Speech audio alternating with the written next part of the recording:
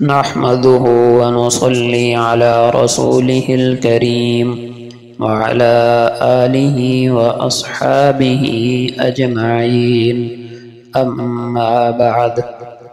بہت سے لوگوں کو، خاص کر جوانوں کو، یہ شکایت رہتی ہے کہ کیا کریں، توبہ تو کرتے ہیں لیکن پھر ٹوٹ جاتی ہے، پھر کرتے ہیں پھر ٹوٹ جاتی ہے، آخر توبہ پر جماؤ اور استقامت کیسے حاصل ہو؟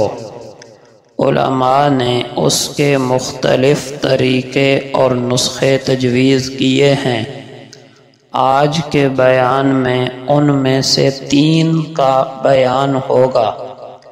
اگر ہم غور کریں تو ہماری توبہ کے بار بار ٹوٹنے میں ان 3 نسخوں میں سے کسی ایک میں یقیناً کمی ہوگی۔ یہ بہت کام کی باتیں ہیں اور ہر مسلمان کی ضرورت ہیں۔ تو جو بندہ یہ چاہے کہ اس کو توبہ پر استقامت حاصل ہو جائے، سب سے پہلا کام یہ کرے کہ برے ماحول کو اچھے ماحول سے تبدیل کرے، نیک صحبت، نیک ماحول کو اختیار کرے۔ اس کے بغیر کبھی بھی توبہ پر ثابت قدمی نصیب نہیں ہوگی۔ بخاری شریف کا مشہور واقعہ ہے کہ ایک آدمی نے بنی اسرائیل میں سے 99 قتل کیے، پھر اسے توبہ کا خیال آیا تو کسی راہب کے پاس گیا کہ میری توبہ ہو سکتی ہے؟ اس نے کہا نہیں ہو سکتی، تو اس نے اس کو بھی قتل کر دیا۔ یوں 100 پورے ہو گئے، لیکن پھر دل میں ندامت اور شرمندگی تھی۔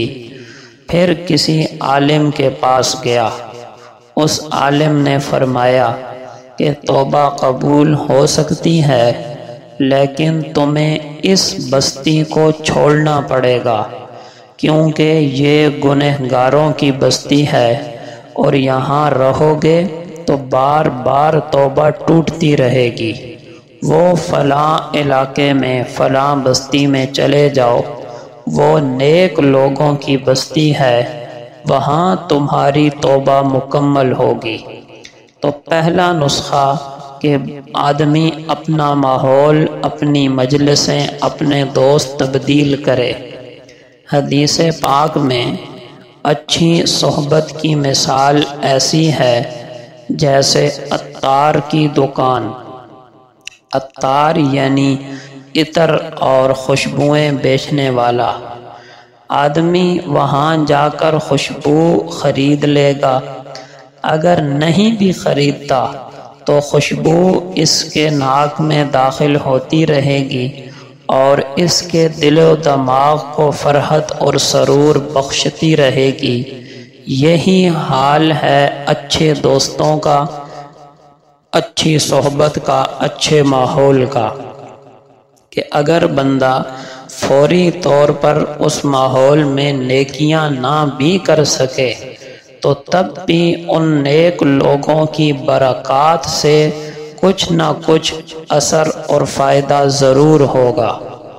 اور فرمایا بری صحبت کی، برے دوست کی مثال ایسی ہے جیسے لوہار، بھٹی والا، کہ وہاں جاؤ تو خطرہ ہے کہ کپڑوں کو آگ لگے، آگ نہ لگے تو چنگاریوں میں سے کوئی چنگاری تو اڑ کر لگ سکتی ہے، وہ نہ صحیح تو دھواں تو کہیں نہیں گیا۔ یعنی اگر برے دوستوں میں رہو گے تو اگر برائی نہ بھی کی تو اس برائی کی لعنت اور نحوست سے بچ نہیں سکو گے۔ دوسرا نسخہ توبہ پر استقامت کا وہ ہے کہ جن لذت بھرے گناہوں میں مبتلا ہے، کچھ گناہ تو وہ ہیں جو بندہ کرتا ہے محض سستی کی وجہ سے، جہالت کی وجہ سے ان میں کوئی مزہ، کوئی لذت نہیں ہوتی، اور یہ انتہائی بدبختی ہوتی ہے کہ بندہ حرام کام میں بھی مبتلا ہے اور دنیاوی کوئی لذت اور سرور بھی اسے حاصل نہیں ہے۔ لیکن بعض گناہ آدمی لذت کے لیے کرتا ہے، تو جن لذت بھرے گناہوں میں مبتلا ہے ان کے متبادل حلال لذت تلاش کرے۔ مثلا خدا نخواستہ بدنگاہی کے، غیر محرم عورتوں کے دیکھنے کے مرض میں مبتلا ہے تو نکاح کرے۔ بیوی اللہ نے حلال کی ہے، گناہ سے بھی بچے گا اور اجر و ثواب بھی ملے گا، کیونکہ بیوی کو محبت سے دیکھنا بھی اجر و ثواب ہے۔ حدیث پاک میں ہے، آپ نے فرمایا کہ اے جوانوں کی جماعت، تم میں سے جو نکاح کی طاقت رکھتا ہے وہ نکاح کرے، کیونکہ اس سے نگاہیں بھی محفوظ رہیں گی اور شرمگاہ کی بھی حفاظت ہوگی۔ تو اگر کوئی خدا نخواستہ زنا، بدکاری یا بدنگاہی کے مرض میں مبتلا ہے تو نکاح کرے۔ بلکہ حدیث پاک میں تو بیوی سے ازدواجی تعلق اور جنسی تذکیر حاصل کرنے کو بھی ثواب بتایا گیا۔ آپ صلی اللہ علیہ وسلم نے فرمایا، وَفِي بُضْعِ أَحَدِكُمْ صَدَقَةٌ، تمہارا اپنی بیوی سے ازدواجی تعلق قائم کرنا بھی صدقہ ہے، یعنی نیکی ہے۔ صحابہ کرام نے عرض کی، یا رسول اللہ، ہم میں سے ایک آدمی اپنی شہوت پوری کرتا ہے، اَيَأْتِي أَحَدُنَا شَهْوَتَهُ، اور آپ فرما رہے ہیں کہ اس میں اجر ہے، ثواب ہے۔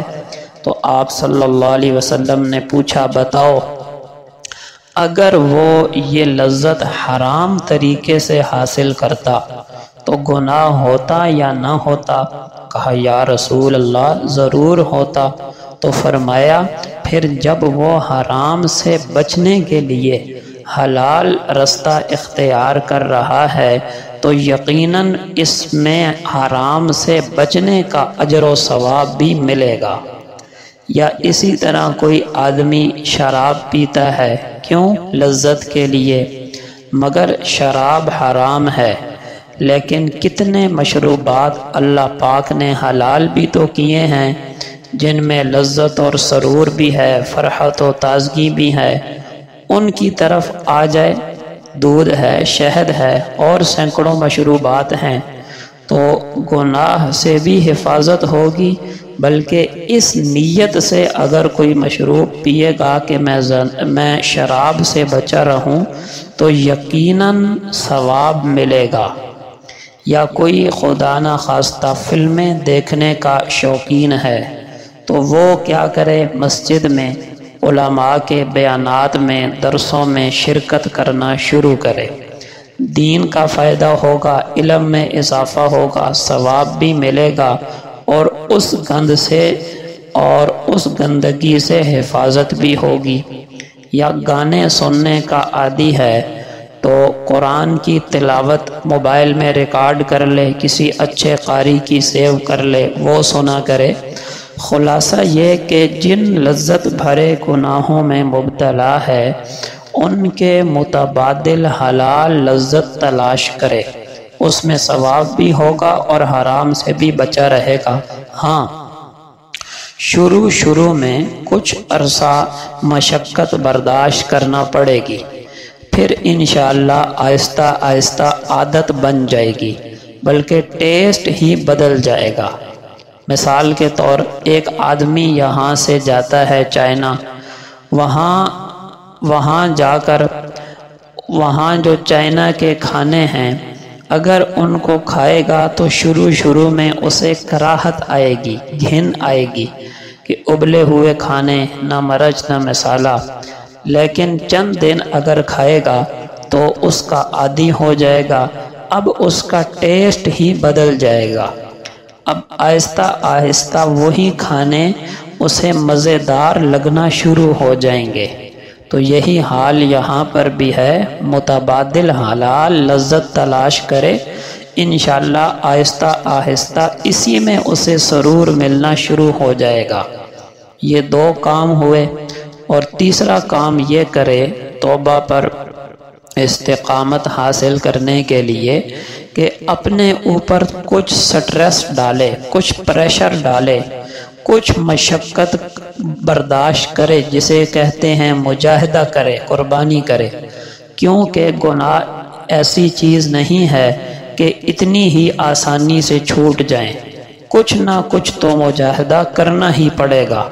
جو دل میں گناہ کی خواہش پیدا ہو رہی ہے اس کو ہمیں کچھ نہ کچھ رزسٹ اور مزاحمت تو کرنا پڑے گی۔ اگر کوئی بندہ یہ چاہے کہ میں دل میں پیدا ہونے والی خواہش کا مقابلہ بھی نہ کروں، مزاحمت بھی نہ کروں، اور مجھ سے گناہ بھی چھوٹ جائیں، تو دو ہی صورتیں ہیں، یا تو مر جائے یا فرشتہ بن جائے، کیونکہ جب مردہ ہو گیا تو اب کسی خواہش کا سوال ہی پیدا نہیں ہوتا، تو خود بخود گناہ چھوٹ جائیں گے، لیکن اس کا کوئی اجر و ثواب نہیں ہوگا، اور فرشتہ ظاہری بات ہے بن نہیں سکتا۔ اگر ہمارے اندر یہ خواہش نہ ہوتی تو ہم فرشتے ہوتے، اور فرشتے ہوتے تو بتائیے اجر و ثواب کس چیز کا ہوتا؟ اجر و ثواب، ہم بھی عبادت کرتے ہیں، فرشتے بھی عبادت کرتے ہیں، مگر فرق یہی ہوتا ہے کہ فرشتوں کی عبادت کے آگے رکاوٹ کوئی نہیں، اور ہمارے اندر ہزاروں اور باہر بھی ہزاروں رکاوٹیں موجود ہیں۔ ان ساری رکاوٹوں کی مزاحمت کر کے، انہیں رزسٹ کر کے جب ہم عبادت کرتے ہیں، اس پر اجر ہے۔ سارا جنت جہنم کا دار و مدار اسی پر ہے کہ ان رکاوٹوں کا مقابلہ کر کے اللہ کے احکامات کو پورا کرے۔ دیکھیں فرشتے بھی عبادت کر رہے ہیں، ہزاروں سال سے فرشتے عبادت میں مصروف ہیں، اور ہم میں سے کوئی 2 رکعت نفل پڑھتا ہے 3 منٹ میں، اس کے 2 رکعت نفل کا اجر و ثواب فرشتے کی ہزاروں سال کی عبادت سے زیادہ ہے۔ کیوں کہ فرشتے کی عبادت کے آگے رکاوٹ کوئی نہیں، وہ عبادت کرنا اس کی نیچر اور فطرت میں شامل ہے، نہ انہیں جنسی خواہش ہے، نہ نیند ہے، نہ بھوک ہے، نہ پیاس ہے، نہ تھکاوٹ ہے، اس لیے ان کی عبادت پر اجر کوئی نہیں، اور ہمارے 2 نفلوں پر بھی اجر ہے۔ تو تیسرا نسخہ یہ ہے کہ اپنے اوپر مجاہدہ کرے، قربانی کرے، آخرت کو سوچے۔ یہ جو تیسرا نسخہ پیدا ہوگا کہ ہم اپنے اندر گناہ سے پیدا ہونے والی جو خواہش ہے اس کو رزسٹ کر سکیں، مزاحمت کر سکیں، یہ پیدا ہوگا آخرت کے تذکروں سے۔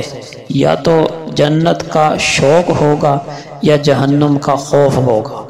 اگر جنت کا شوق ہے تو بندہ اس وجہ سے گناہ سے رکے گا کہ میری جنت کی نعمتوں میں کمی آ جائے گی، اور دوزخ کا خوف ہوگا تو اس وجہ سے گناہ سے بچے گا کہ میں آخرت کے عذاب کو برداشت نہیں کر سکتا۔ اس کے لیے ضروری ہے کہ جنت کے، جہنم کے، آخرت کے تذکرے علماء سے سنیں، اپنی مجلسوں میں کرے، مستند کتابوں سے پڑھے۔ اللہ پاک ہم سب کو، ہر مسلمان کو پکی سچی توبہ کی توفیق بھی عطا فرمائے، اور اس توبہ پر استقامت اور ثابت قدمی بھی عطا فرمائے، آمین۔